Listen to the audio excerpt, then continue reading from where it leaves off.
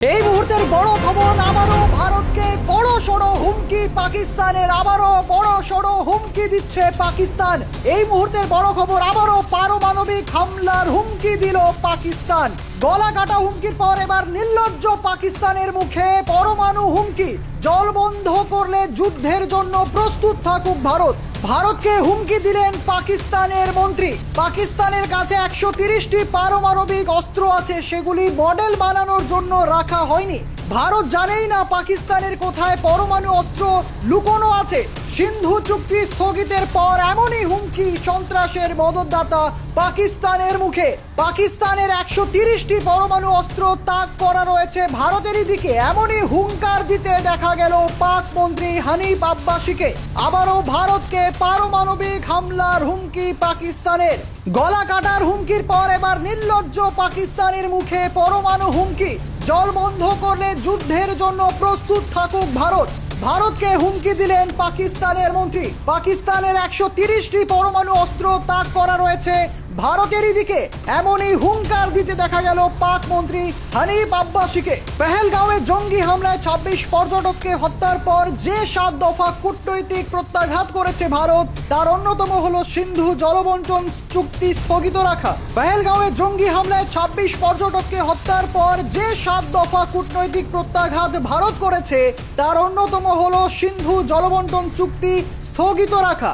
আর সেই প্রসঙ্গেই এমন হুমকি দিচ্ছে পাকিস্তান। হানিফের দাবি, ভারত যদি সিন্ধুর জল পাকিস্তানকে না দেয় তাহলে এক পুরোদস্তুর যুদ্ধের জন্য প্রস্তুত থাকুক ভারত, এবং খেয়াল রাখুক পাকিস্তানের 130টি পরমাণু অস্ত্র কেবল ভারতেরই দিকে তাক করা। পাশাপাশি তার হুঁশিয়ারি, এই অস্ত্রগুলি প্রকাশ্যে প্রদর্শিত করা নেই, গোপন ডেরায় সেগুলি বসানো রয়েছে এবং যখন তখন আঘাত হানতে পারে। उन्होंने कह दिया ना कि अगर हमारा पानी बंद करेंगे तो फिर जंग के लिए तैयार हो जाएं। ये जो गौरी, शहीन, गजनवी, ये चौकों में सजाने के लिए नहीं हमने रखे हुए, ये हमने हिंदुस्तान के लिए रखे हैं बाबा। ये जो 130 एटॉमिक हमारे पास वेपन है, वो हमने सिर्फ मॉडल बनाने के लिए नहीं रखे हुए, और आपको पता ही नहीं कि हमने पाकिस्तान के किस किस हिस्से में रखे हुए हैं। ये दुनिया भी जानती है, आप भी जानते हैं, वरना आप तो इतने मक्कार बनिए हैं कि अभी तक पाकिस्तान के ऊपर कई दफा हमलावर हो चुके होते। आपने बड़ी दफा कोशिश की, लेकिन जब आपको पता चला कि हमारे शाहीन जो है फिजाओं में आ गए हैं तो आप भाग गए।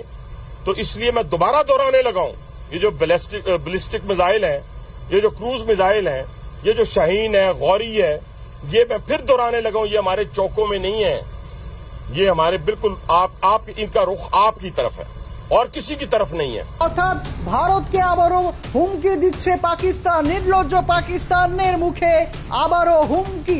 তবে ভারতের সঙ্গে যুদ্ধের ইতিহাস যদি মনে রাখতেন পাকিস্তানের এই মন্ত্রী, তাহলে এমন মন্তব্য করার আগে দেশ ছেড়েই পালাতেন তিনি।